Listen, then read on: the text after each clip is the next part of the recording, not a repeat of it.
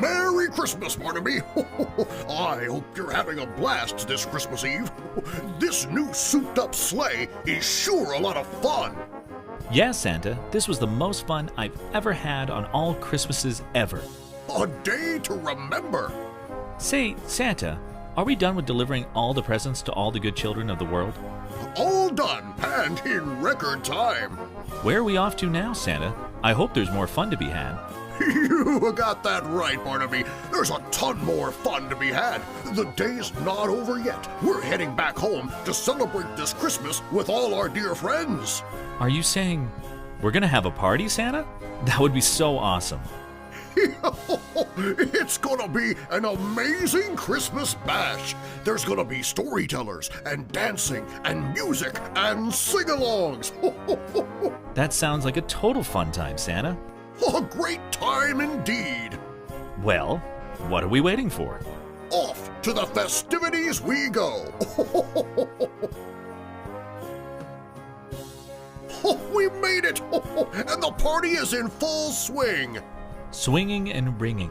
Hey, look over there. It's my best pal, Jimmy the Gingerbread Man. Oh, he's having a time of his life, dancing away.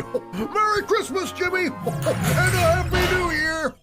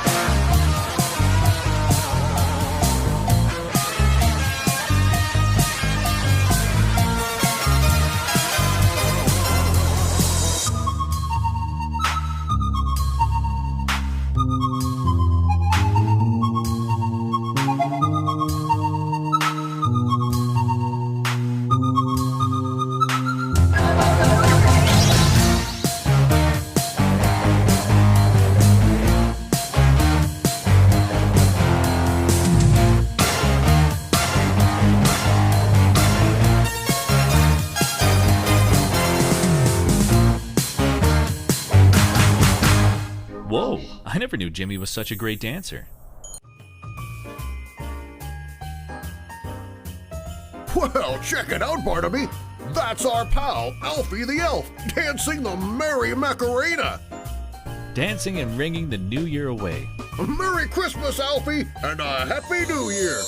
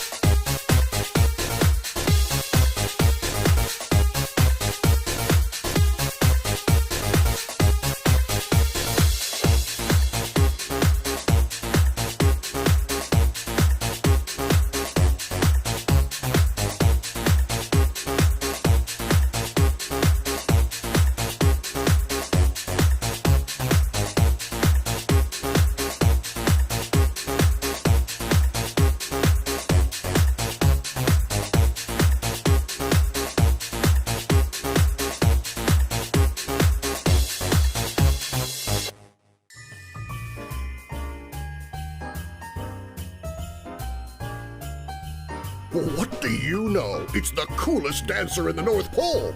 Hey, it's Nutty the Nutcracker. He's nuts and nuttier, but what a dancer. Merry Christmas, Nutty, and a Happy New Year to you.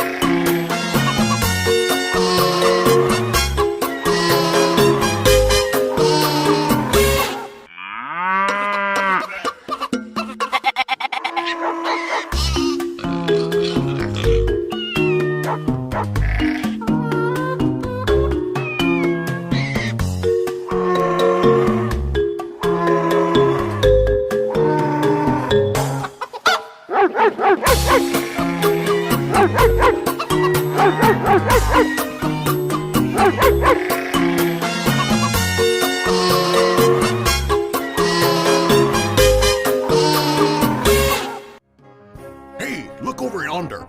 It's Slinky the baby squirrel dancing up a squirrel of a storm. Merry Christmas, Slinky!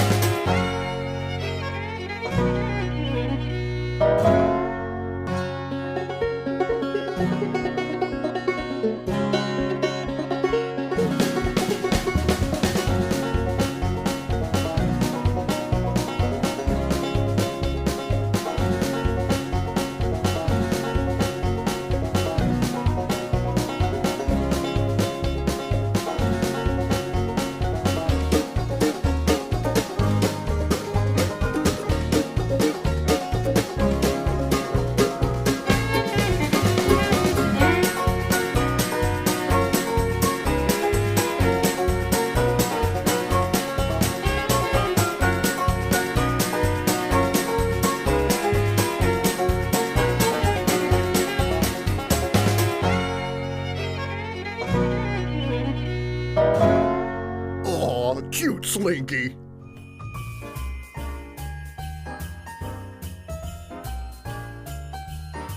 Hey, Barnaby, what do you say we go and listen to an amazing Christmas story?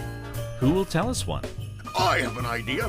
Let's go see Horace the horse. He's a great storyteller, and he'll tell us a marvelous Christmas story.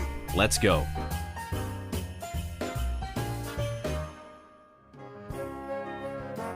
Hey, Horace! Horace. We're here to listen to a great Christmas story. Yeah, we hear you're an amazing storyteller. Will you tell us one? My pleasure, Santa and Barnaby. I have a great story. Here is how it goes. Two little children were sitting by the fire one cold winter's night. All at once, they heard a timid knock at the door, and one ran to open it. There, outside in the cold and the darkness, stood a child with no shoes upon his feet, and clad in thin, ragged garments. He was shivering with cold, and he asked to come in and warm himself. "Yes, come," cried both the children. "You shall have our place by the fire. Come in." They drew the little stranger to their warm seat, and shared their supper with him, and gave him their bed, while they slept on a hard bench. In the night they were awakened by strains of sweet music, and looking out, they saw a band of children in shining garments approaching the house. They were playing on golden harps, and the air was full of melody. Suddenly the stranger child stood before them, no longer cold and ragged, but clad in silvery light. His soft voice said, "I was cold, and you took me in. I was hungry, and you fed me. I was tired, and you gave me your bed. I am the Christ child, wandering through the world to bring peace and happiness to all good children. As you have given to me, so may this tree every year give rich fruit to you." So saying, he broke a branch from the fir tree that grew near the door, and he planted it into the ground and disappeared. But the branch grew into a great tree, and every year it bore wonderful golden fruit for the kind children. Thank you for that amazing story, Horace. Have a wonderful Christmas. See you next time, Horace. Goodbye. Oh, look over there! It's Benny the Beaver, having the time of his life, kicking up those webbed feet. Merry Christmas, Benny!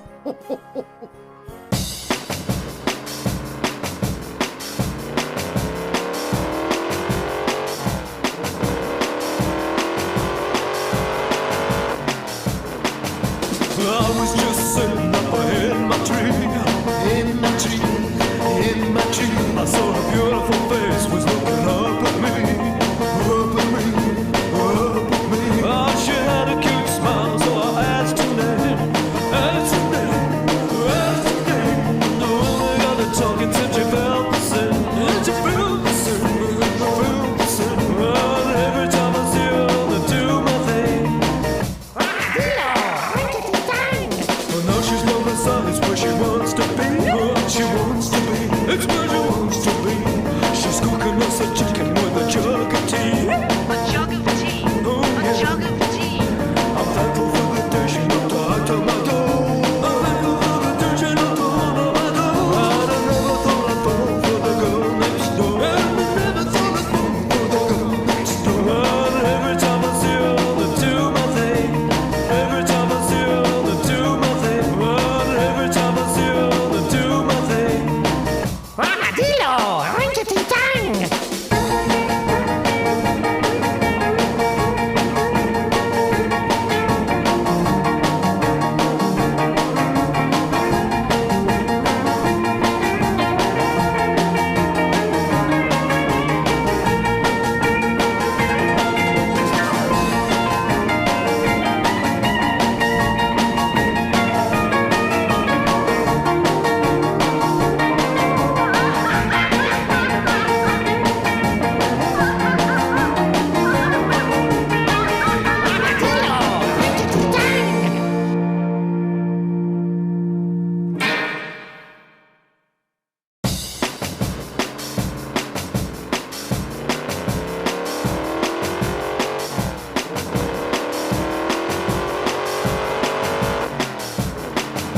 I was just sitting up in my tree, in my tree, in my tree. I saw a beautiful face was looking up at me, up at me, up at me. Oh, she had a cute smile, so I asked her name, asked her name, asked her name. No, I got her talking till she felt the sin, and she felt the sin, felt the sin. And every time I see her, I do my thing. Armadillo, ring-a-ting-tang. Well, now she's no the sun, it's where she wants to be, where she wants to be, it's where she wants to be. She's cooking us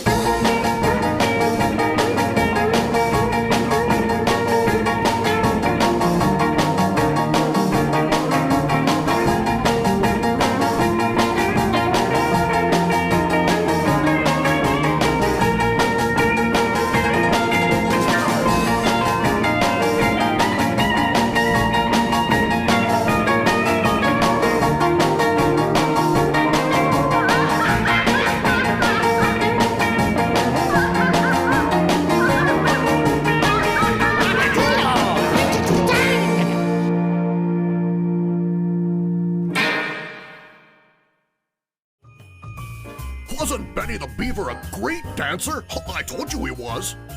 Total party animal, if you pardon my pun, Santa.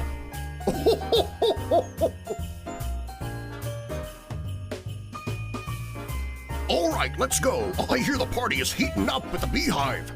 Bzz, I hear the buzzing of a good time.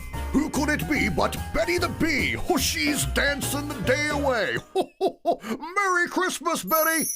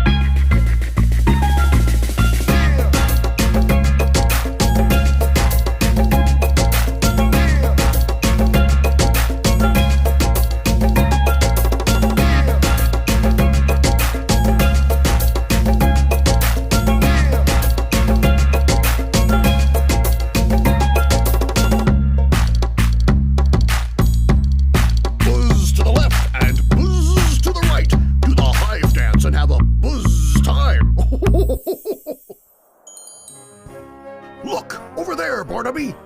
Who goes yonder? That's Danny Duck having a time. Look at those duck legs go. Merry Christmas, Danny.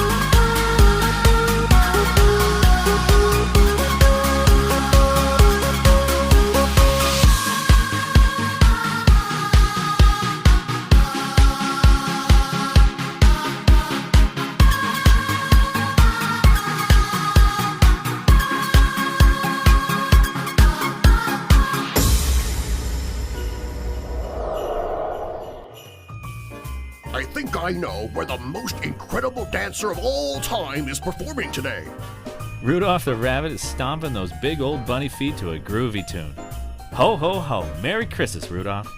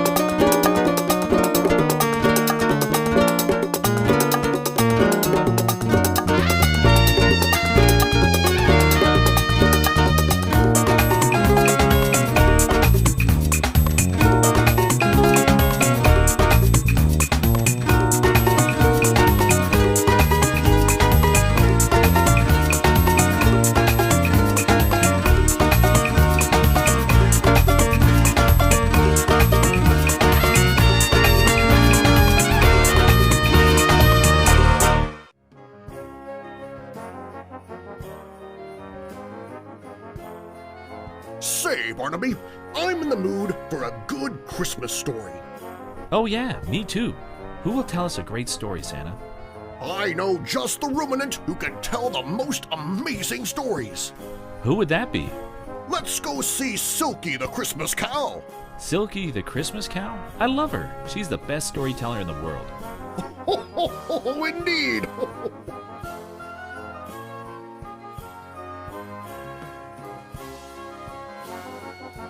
Oh, hey there, Silky. Santa, do I have a story for you? Glad to hear that, Silky. What story will it be? What about one of my favorites? It's called The Three Kings, and it goes like this. 3 kings came riding from far away, Melchior and Gaspar and Balthazar. 3 wise men out of the east were they, and they traveled by night, and they slept by day. For their guide was a beautiful, wonderful star. The star was so beautiful, large, and clear that all the other stars of the sky became a white mist in the atmosphere. And by this they knew that the coming was near of the prince foretold in the prophecy.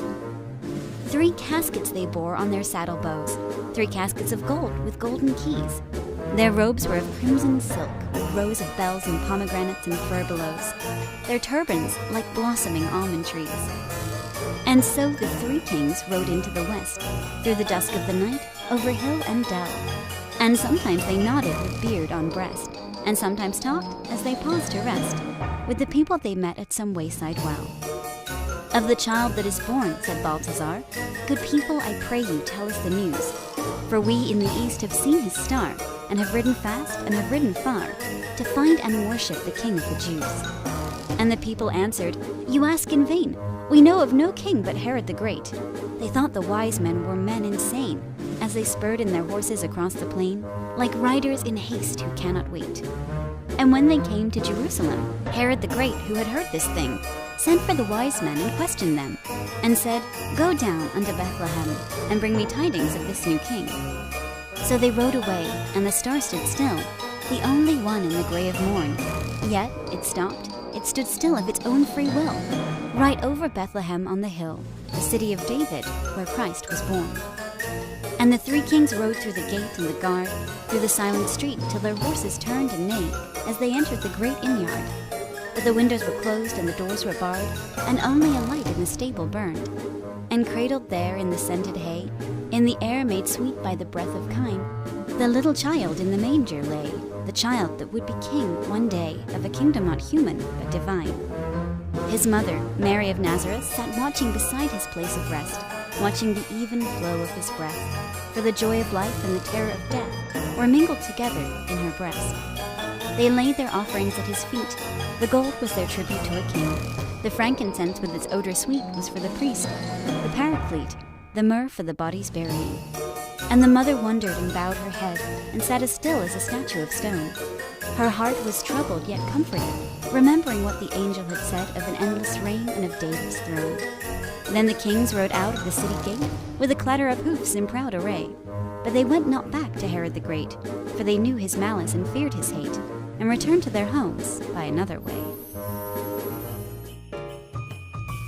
Thank you, Silky. That was a great Christmas story if I've ever heard one. It was indeed. Off we go!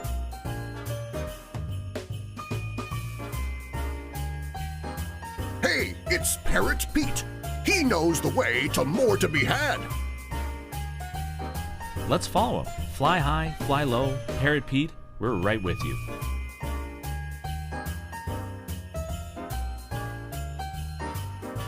Hey, look over there, Barnaby. It's the Christmas sheep just jumping their little hooves off. Don't get too sleepy now, Christmas sheep. There's still more party to be had.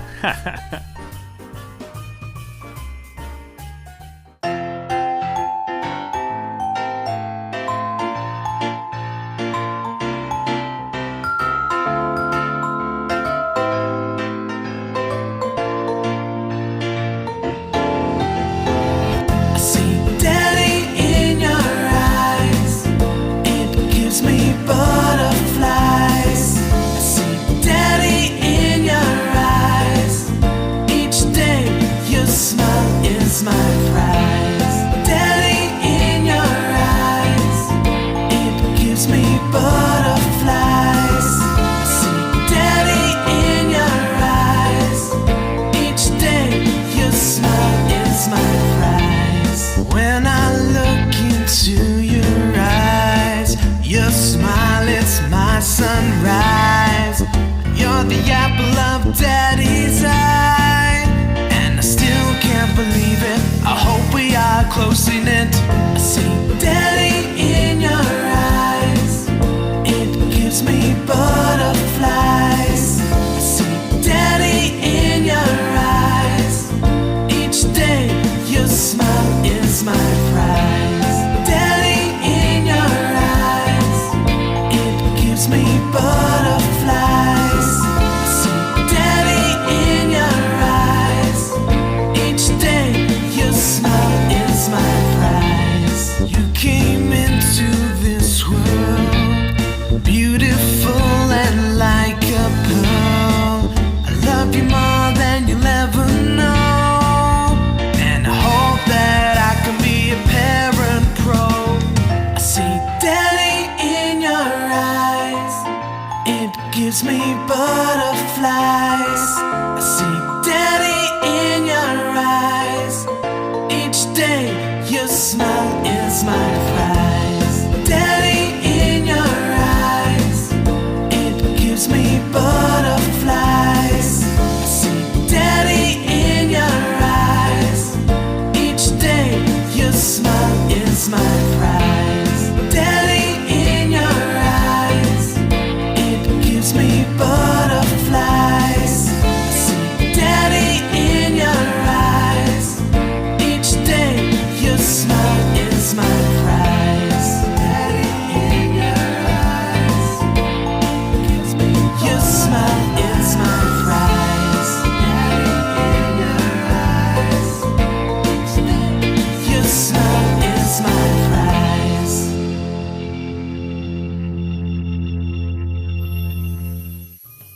For all the caroling monkeys in the North Pole, that's Chubby the Chimp dancing the Jingle Jungle Dance.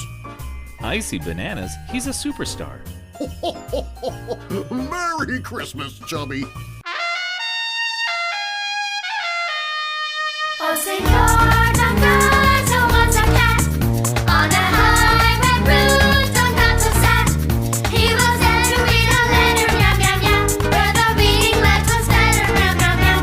Was a love note for Don Gato.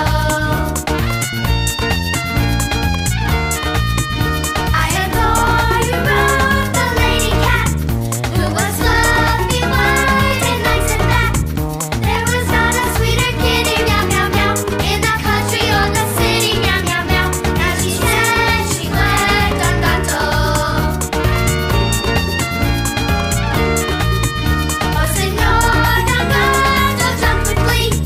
He fell off the roof and broke his feet, broke his legs and all his whiskers, meow, meow, meow, and his little solar plexus, meow, meow, meow. Ay, caramba, cried Don Gato. All the doctors begged him on the run, just to see if something could be done. And they held a consultation, meow, meow, meow, about how to save their patient, meow, meow, meow, how to save Señor Don Gato. But in spite of everything they tried, poor Señor Don Gato up and died. Now it wasn't very, very, meow, meow, meow, going to the cemetery, meow, meow, meow, for the ending of Don Gato.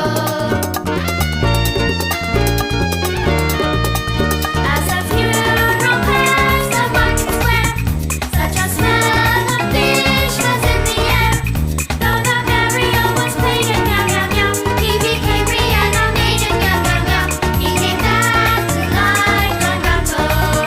That's the story of Don Gato.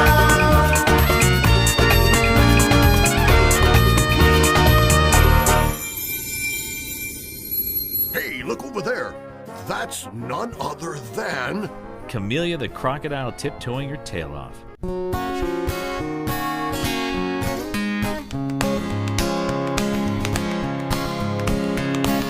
Sing a song of sixpence, a pocket full of rye, 4 and 20 blackbirds baked in a pie. When the pie was opened, the birds began to sing. Wasn't that a tasty dish to set before the king? The king was in his counting house, counting all his money. The queen was in the parlor, eating bread and honey. The maid was in the courtyard, hanging out the clothes. Along came a blackbird and pecked off her nose. Oh no.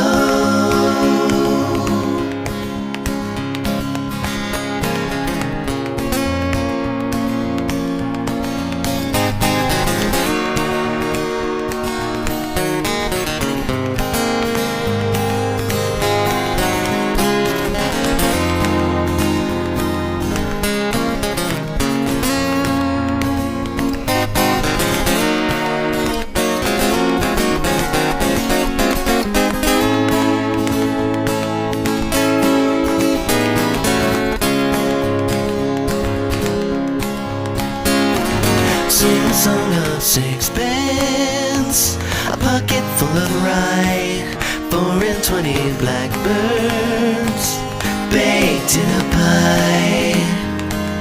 When the pie was opened, the birds began to sing. Wasn't that a tasty dish to set before the king?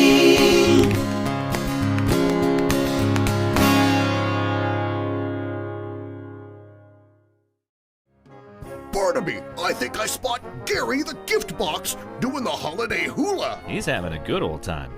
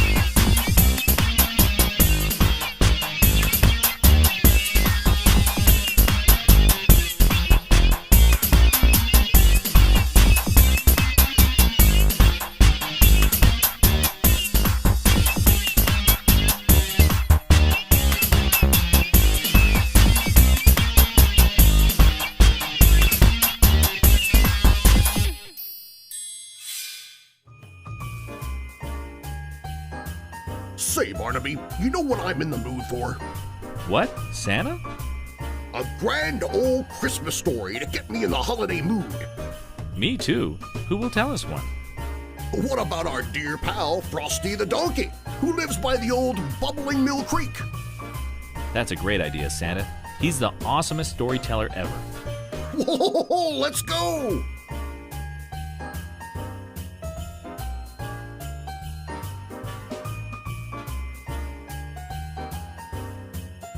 Hey, Frosty! How about you tell us one of your wonderful Christmas stories? Yeah, that would be great. By all means, fellas, I sure do have a story for you. Here is how it begins.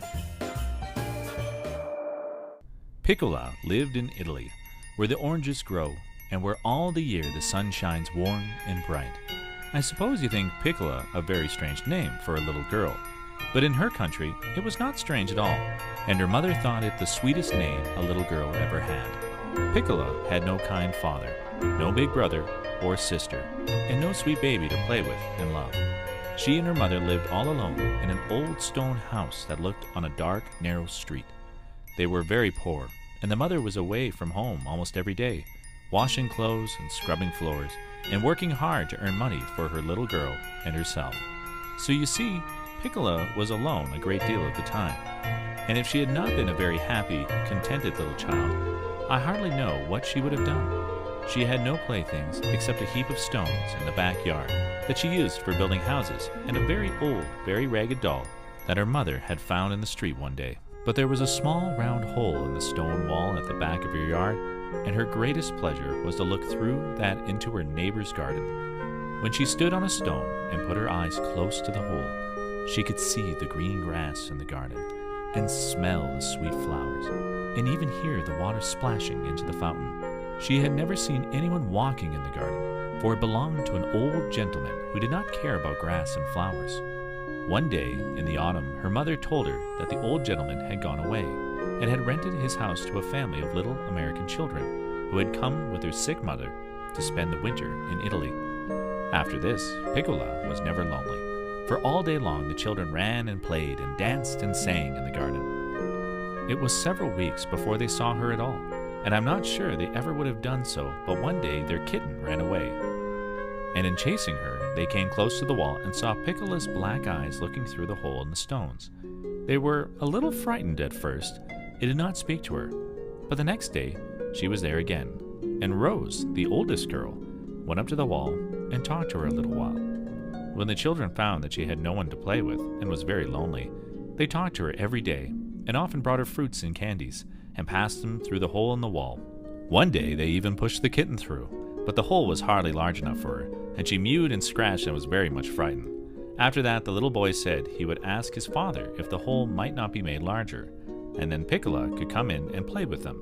The father had found out that Piccola's mother was a good woman, and that the little girl herself was sweet and kind, so that he was very glad to have some of the stones broken away and an opening made for Piccola to come in. How excited she was, and how glad the children were when she first stepped into the garden. She wore her best dress, a long, bright-colored woolen skirt, and a white waist round her neck with a string of beads, and on her feet were little wooden shoes.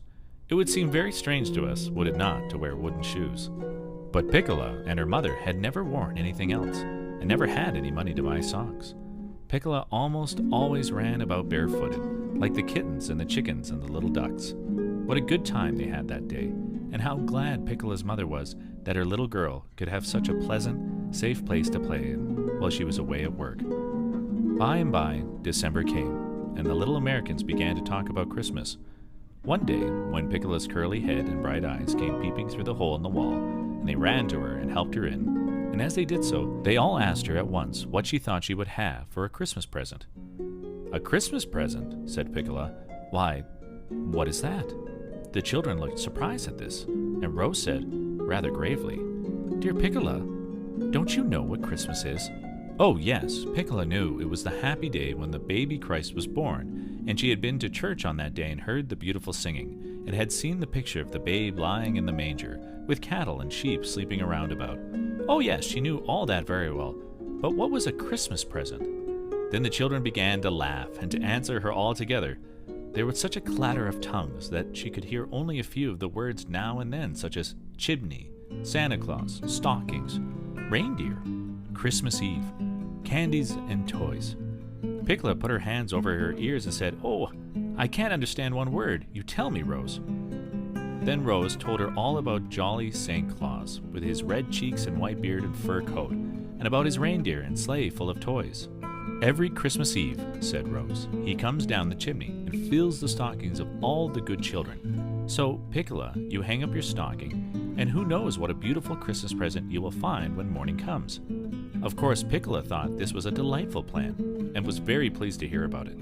Then all the children told her of every Christmas Eve they could remember, and of the presents they had had, so that she went home thinking of nothing but dolls and hoops and balls and ribbons and marbles and wagons and kites.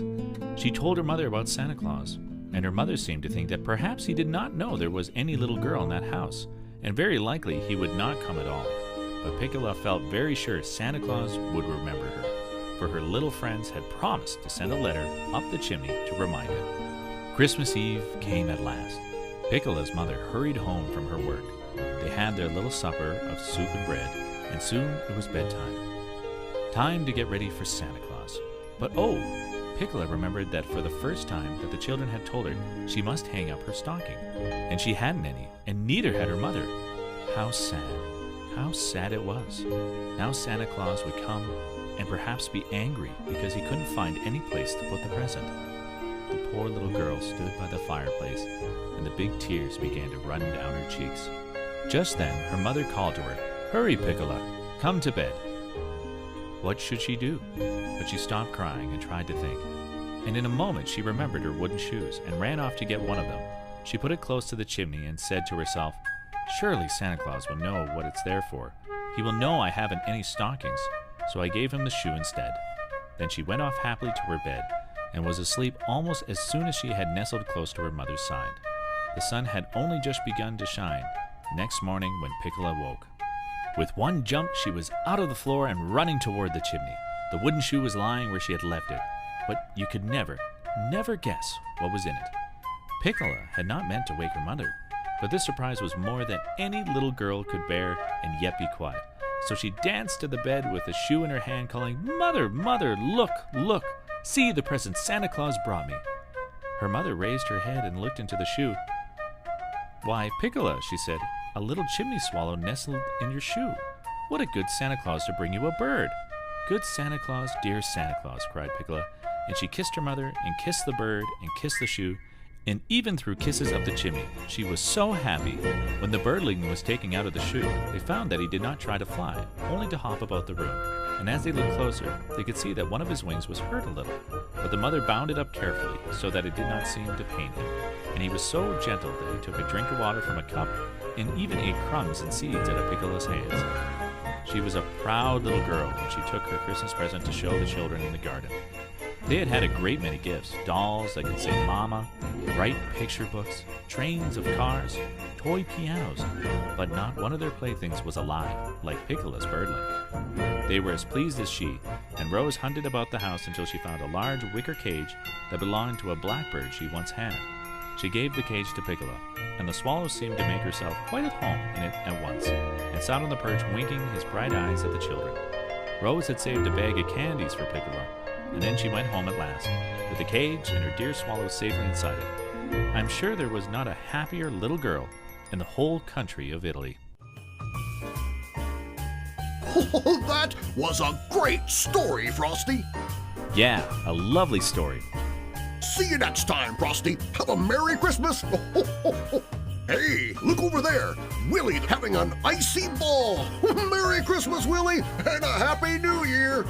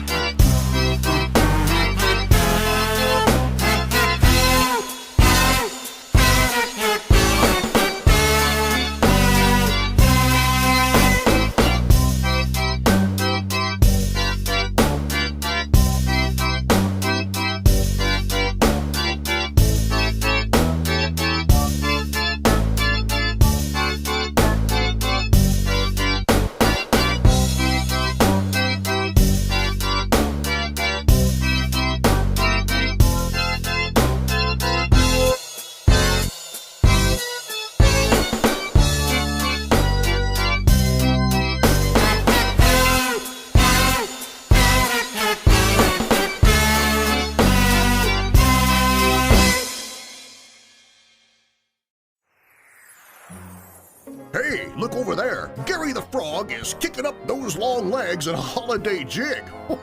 Merry Christmas, Gary, and a Happy New Year!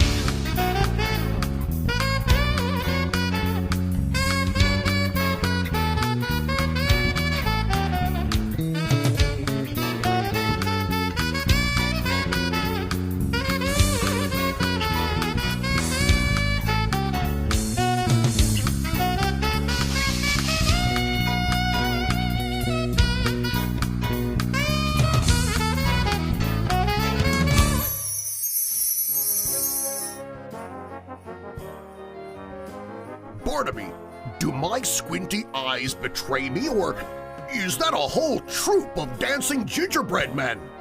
It's the Ginger Snapper Group. They're the best gingerbread dancing fellas in the whole world. Let's check them out! You betcha, they're enormous fun. Merry Christmas, Ginger Snappers, and a Happy New Year to you!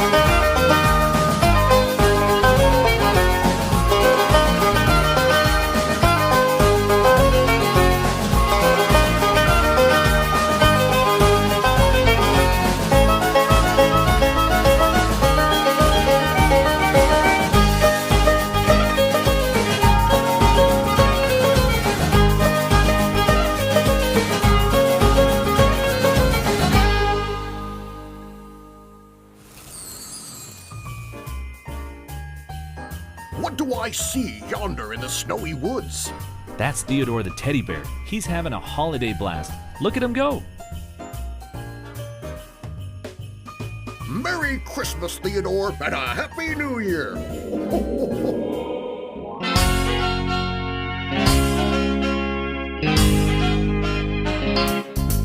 He's got the whole world in his hands. He's got the whole wide world in his hands. He's got the whole world in his hands. He's got the whole world in his hands.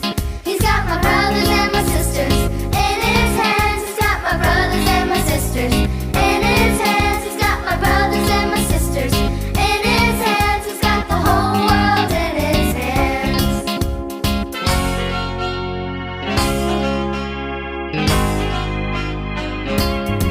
He's got the sun and the moon in his hands. He's got the sun and the moon in his hands. He's got the sun and the moon in his hands. He's got the whole world in his hands.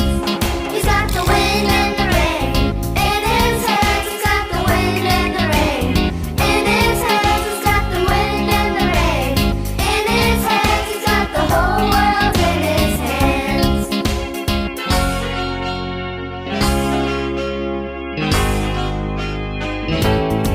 He's got the rivers and the oceans in his hands. He's got the rivers and the oceans in his hands. He's got the rivers and the oceans in his hands. He's got the whole world in his hands. He's got the whole world in his hands. He's got the whole wide world in his hands. He's got the whole world in his hands. He's got the whole world in his hands. He's got the whole world in his hands. He's got the whole world in his hands. He's got the whole world in his hands. He's got the whole world in his hands. Say, Barnaby, all this partying just makes me want to let my beard down and kick up a dance storm with these snow boots. What are you waiting for, Santa? This is, after all, your holiday. You should be partying with the best. North Pole, here I come. I'll show you what Christmas dancing is all about. Let's go.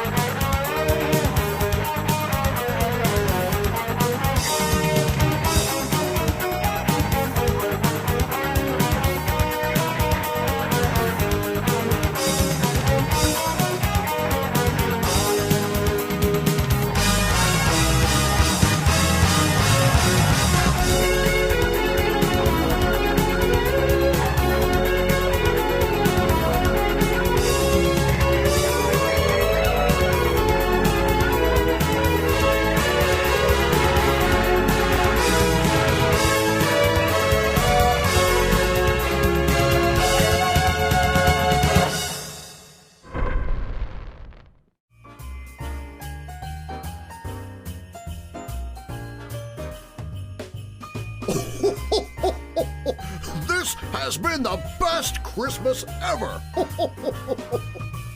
A bash to remember. Merry Christmas and a Happy New Year.